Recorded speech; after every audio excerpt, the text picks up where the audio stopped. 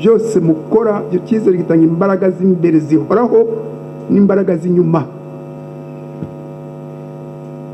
Imbaraga z'imbere zihoraho, izo mbaraga iz'imbere zikagaragarira inyuma mu muntu. Bera icyo cyizere ikintu cy'ingenzi cyane, ukamenya impamvu kimuranga kuri iyi si. Mbese no gufungura gusa n'ibindi bimeze bityo, kugira ngo mube abagaragu ab'Imana n'abagaragu ab'abantu. Mugire iryo hame ry'ubwitange, ry'urukundo, urukundo rukunda Imana, urukundo rukunda abantu. Iyo ukunze Imana ugakunda abantu, ugeze mu rwego rundi rwo hejuru. Icyo ukora cyose ukumva uti Mana, Mana, Mana, unyobore ngaragareho. Ihame ryo kugira icyizere muri wowe ni ihame rigaragaza urukundo rukunda kandi urukundo rukunda abantu. Icyo gihe ubuzima bwawe rero bujya mu bintu by'ingenzi, ukora iby'ingenzi gusa, ibitari ingenzi ukabireka nta mwanya wabyo. Ukiha iyo myifatire, iyo discipline, icy'ingenzi ni kihe nakora, igitari ingenzi nta mwanya wacyo. Ukagira ihame ryo kwitoza wowe nyiri indangagaciro, ubukiranutsi muri byose, ubunyangamugayo, kwicisha bugufi, kwihangana, kuzuzanya, urukundo, ubugwaneza, ingeso nziza, koroherana. Iyi si ntabwo ari paradizo. Niyo waba ufite ibintu byinshi n'uba umeze ute, iyi si ntabwo ari paradizo. Tumubwira kwihangana no koroherana. Umunsi ndashaka kuba inyangamugayo, umukiranutsi. Umuntu antelefone ati mbese uriye ubu ngubu, umbwiza ukuri. Umbwiza ukuri, niba hari indi gahunda yindi wenda wafashe ukibagirwa, umusaba imbabazi. Uti niba igenamigambi iciriritse ukagereka Imana irya kure, ukagereka Imana imitunganyirize, gushyira mu bikorwa nk'uko ukavuga uti noneho Mana, Mana igaragaze kwa kwizera kwanjye, abantu bakubone, igaragaze Mana. No kwisuzuma rero ngo noneho ibyo ukora byose wicishe bugufi, uvuga uti reka ndebe ahantu nasitaye, ahantu ntakoze neza, ubutaha. Urezi, umuntu ufite ibyangombwa byose ngo yifashe, afashe umuryango we, afashe igihugu cye, abe koko umugaragu w'Imana, umugaragu w'abantu. Mugire kwizera, mutinyuke, mushinge imirimo. Turashaka se umurimo aho utuye muri iyo quartier yose, abakoze electricité, electronique,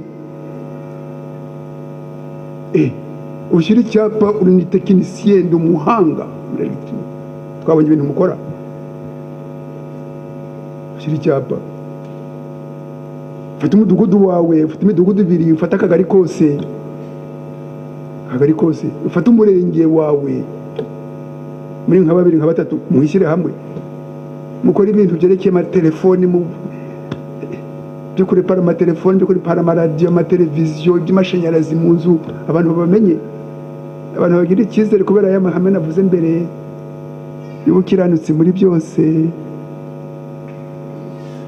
y'umunyangamugayo, kugira entreprise, igishoro.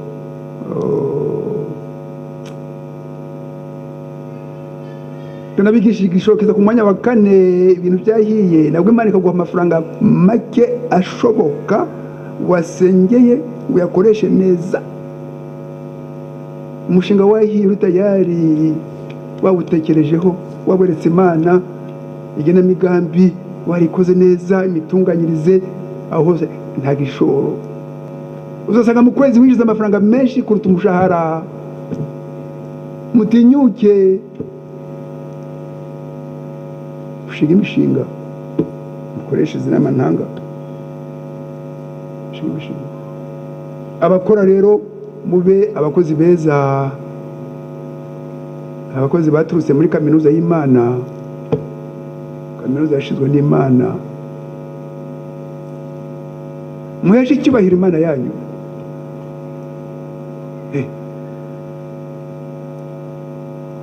Principle yavuze neza ati job seekers and job creators.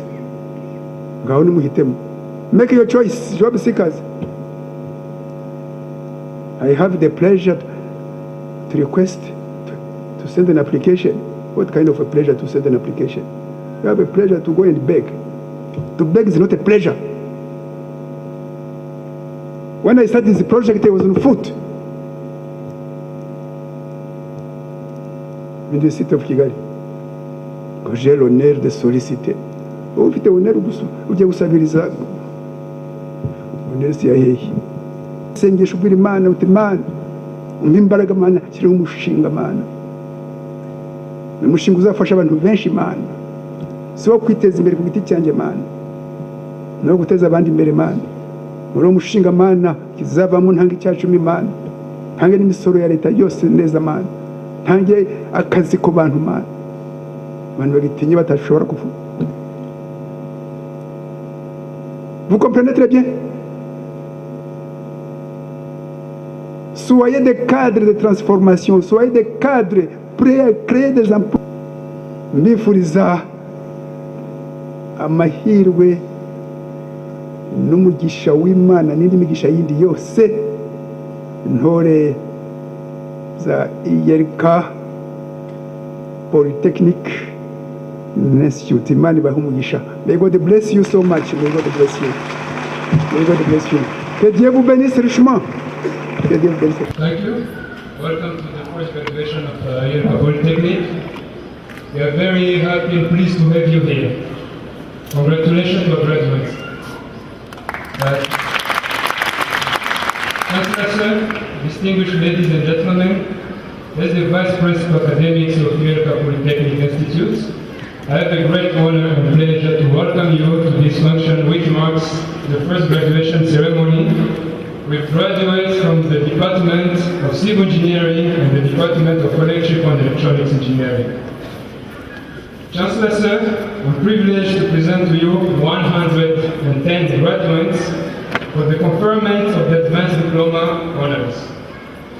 Chancellor Sir, allow me now to call upon the Head of Department of Civil Engineering, Engineer Munyaneza Jean-Pierre, to read the names of graduates for the conferment of the Advanced Diploma in Construction Technology and Land Surveying Engineering in his department. For those who have the booklets, please refer on page 24, 25, and 26 of the brochure in front of you. You'll get the names on those pages. Jean Felix, Mbronwere Lacher, Sengiyumva David, Shimiman Rose Marie.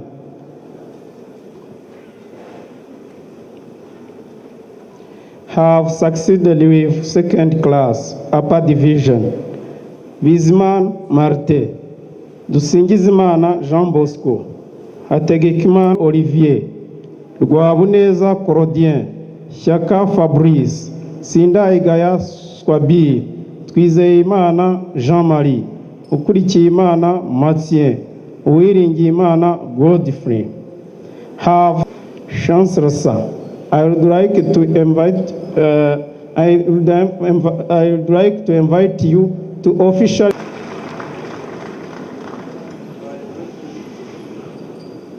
virtue of powers conferred upon me by the law, and knowing that we have satisfied the Institute's Senate requirements in all subjects for which you were enrolled, trained, and assessed, I confer upon all persons whose names have been read Advanced Diploma in Construction Technology.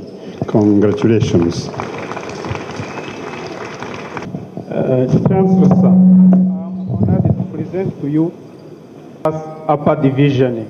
Imanizabayo Jean-Pierre, Mukashyaka Joseline, Fabien. Chancellor, sir, I would like to advance the diplomas. Thank you.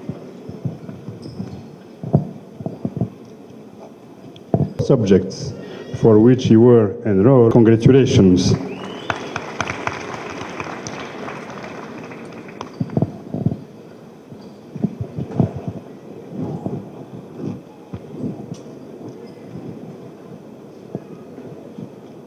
Chancellor, sir, allow me now to call upon the head of Department of Electrical and Electronics, Engineer Tuishime Kaijamahe Patrick, to read out the names of graduates for the conferment. As Principal Academics, I'm honored to present to you graduate of Electrical and Electronics Engineer Nizeyimana Honore, Tuishimire Nelson, Tuishimire Theoneste, Kwizerimana Jean-Claude have succeeded with second class lower division. Gombaniro Christian Hervin, Kairang Jean, Sabimana Jean Robertson. Hello, and knowing that you have satisfied the Institute's Senate requirements in all subjects for which you were enrolled, trained, and assessed, I confer upon all persons whose names have been read. Ben Axel, Harerimana Asia, Hirgwa Jean Bertrand, Ihorahabona Vincent, Kabayiza Aimé, Moremi Gaël, Sengiyumva Moïse, Shuti Debifis Savien, Urinwari Fred. Chancellor, sir, I would like to invite you to officially. And knowing that you have satisfied the Institute's Senate requirements in all subjects for which you were enrolled, trained, and assessed, I confer upon all persons whose names have been read advanced diploma in electronics and telecommunication technology. Congratulations.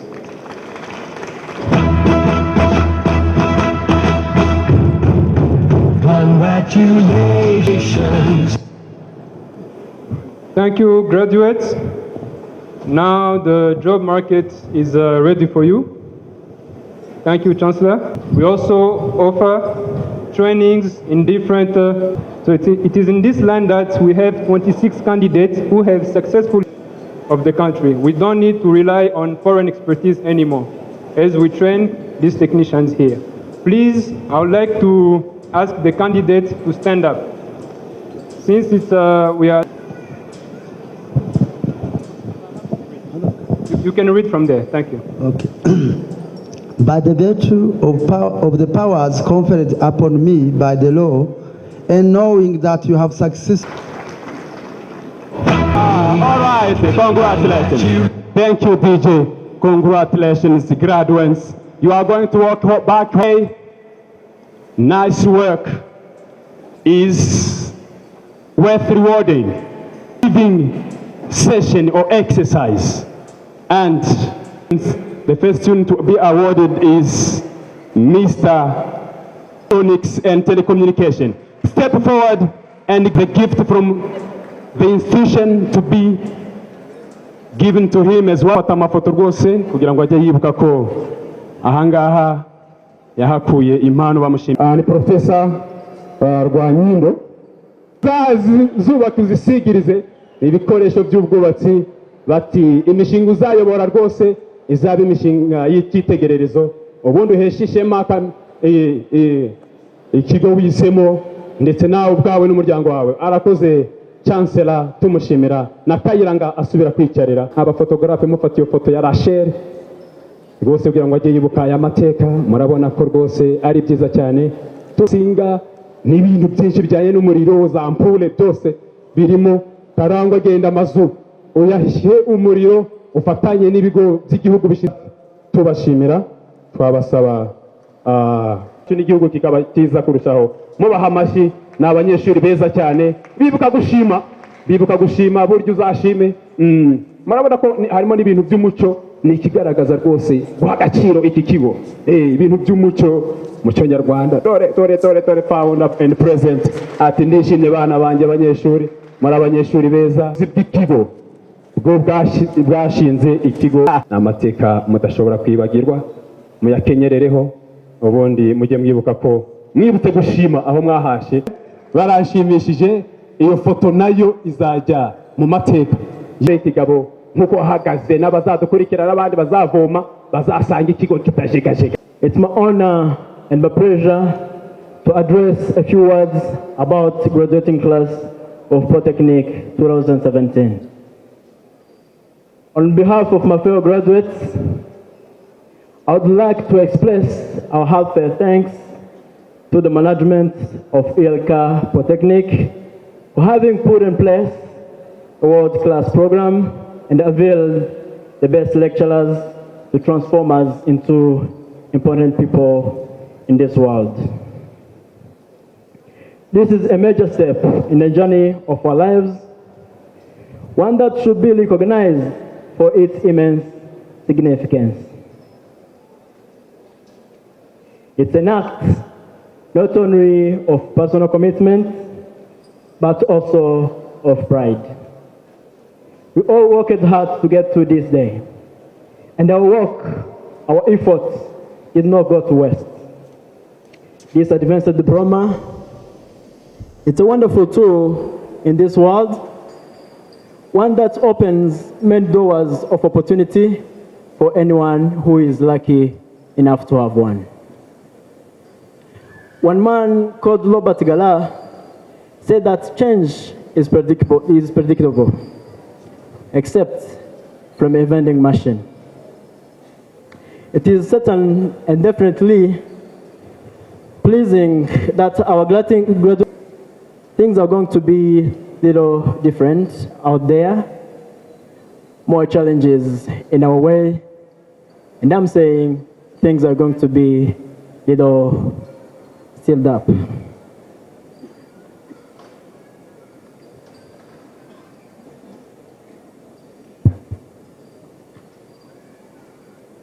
Let me use this time to pay tribute to each and everyone here. A legacy of excellence is what you have left and will always live with the hand of fine culture and tradition for the generation to come. I'd also to acknowledge the amazing lecturers, the amazing support we got from ELCA authorities, lecturers who made sure they didn't have a breakfast before feeding on our minds. And indeed, the parents who illustrated to us the step from this journey to start and the end.